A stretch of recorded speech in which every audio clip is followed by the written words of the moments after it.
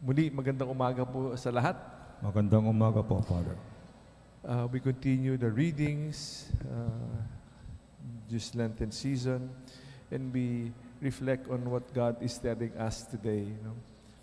Ang isa sa pinakamahirap na ginagawa namin mga pare na tumayo sa harap ninyo ay maghanda ng sasabihin, mag-share, mag-reflection sa homily na ito. Pero ang mas mahirap, ang pinakamahirap ay isabuhay ito. No? Makita by example. No? Yun ang nakakatakot. Madali magsalita in a certain sense. These are just words. Pwede mong kopyahin, ulitin yung mga narinig, o cut and paste, kumbaga, di ba? Pero maging mabuting halimbawa, walking the talk. As we say, walking the talk is the challenge to be able to be a good witness.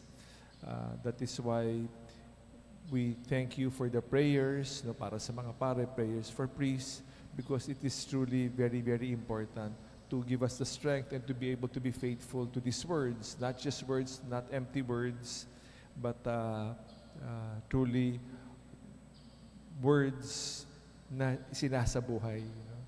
Madali sabihin magbago, pero hindi naman nagbabago. No? Kaya, yan ang hamon. We walk the talk. Again, words are cheap. So we ask the good Lord that we may be faithful. May integridad. No? Yung sinasabi at ginagawa, pareho. No? Sa mga pagkakataon na hindi kami nakaka-inspire, na hindi maging magandang halimbawa, we pray that we may do so. That is why, ang mga naglilingkod dito sa simbahan, yung mga volunteers, napakagandang halimbawa. Ang tawag kung paano nagtapos yung ating ebanghelyo ngayon, whoever, the greatest among you must be your servant.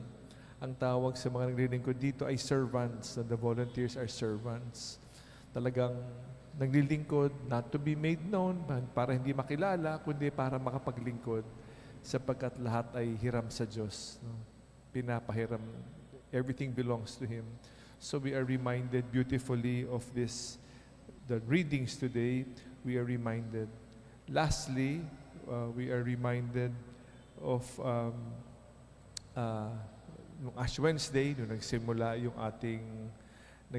yung ating Lenten season, na the three disciplines, prayer, fasting, and almsgiving, is done in secret. In secret. Not for show, but it is all done in secret. Walang nakakita kung hindi ang Panginoon lang. Why do we do things in secret? Why do we show? Why are we tempted to do things for show, pakitang tao? Bakit ito nagiging hamon para sa atin? Sapagkat madali lang ito para makita, para mapuna, so that we will be appreciated. But it is all a form of insecurity. No? Hindi natin tanggap yung sarili because of false humility. So we want to appear mighty or sa mata ng tao, sa mata na we are good. No? But we are reminded that all things are for show. It will have no merit. No? It is, we will feel rotten if we will do things out of show. So we do things in secret, only the Heavenly Father will see. Do not let your left hand know what your right hand is doing, ang sinasabi. So ito yung hamon sa atin, itong panahon ng Kwaresma. As we deepen in the second week of Lent, we are reminded beautifully of the teaching our Lord is reminding us to. No? Again, to walk the talk. No? We pray because words are cheap. And again, to do things not for show, that we may be great sa mata ng Diyos, pagiging mabuting servants. Servants, because everything belongs to Him. We have but one Master, Christ, our Lord. Salamat sa Diyos.